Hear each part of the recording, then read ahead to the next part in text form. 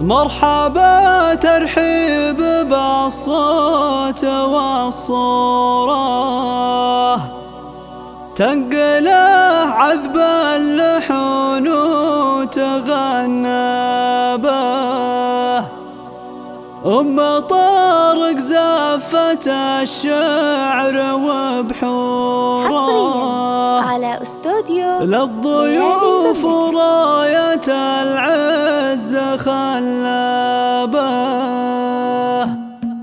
مرحبا ترحيب بالصوت والصورة، تنقله عذب اللحون وتغنى به. طارق زفت الشعر وبحوره، للضيوف وراية العز خلابه. مرحبا ما هي بالإنسان محصورة، من مشاعر ما لها بالغرام شابه. القبال الزين للضيف وحضوره، وعود نزرق يملأ الحفل وابوابه. طارق اقبلت كأنها اسطوره، يوم عرس ولادها تعتلي مهابه. والفرح من نورها يشتعل نوره، منيرها اللي انجبت روس وذيابه. يا عساها ساير العمر مسروره، ولما طارق دامها السعد واسبابه. بنت شيخ ينذكر في العرب دوره، ماخذه طيبه وتمشي على كتابه. ودام للعرسانها السعد وسروره، زياد وعبد العزيز صفوة اللابه. ألف مبروك جعل الأفراح منشوره، في مداهم ساير العمر ما غابه. في زياد المدح تتفاخر اسطوره، شيخ جيله والمراجل تبهابه. والكفو عبد العزيز تمتلي جذوره، بالحمية والوفاه وتحلابه. والسميني أهل وقفات مشهوره، أهل مجد وصيت كل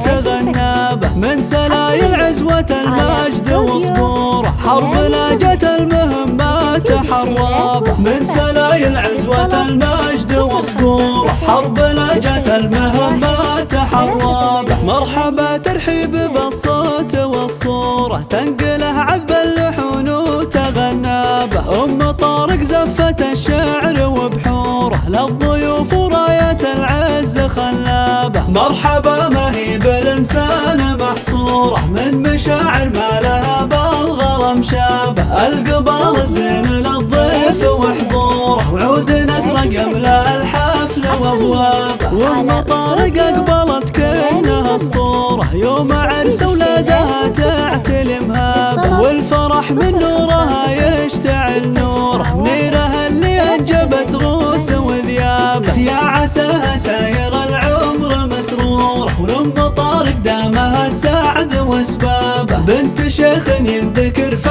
العرب دوره، ماخذه طيبه وتمشي على كتابه. ودام للعرسانها سعد وسروره، زياد وعبد العزيز صفوة اللابه. ألف مبروك جعل الأفراح منشوره، في مداهم ساير العمر ما غابه. في زياد المدح تتفاخر اسطوره، شيخ جيله والمراجل تبهابه. والكفو عبد العزيز تمتلي جذوره، بالحمية والوفاه وتحلابه. والسميني أهل وقفات مشهوره، أهل مجد وصيت كل تغنابه. من سلايل عزوة المجد وصبوره، حرب لاجت المهمات حرابه. من سلايل عزوة المجد وصبوره، حرب لاجت المهمات حرابه.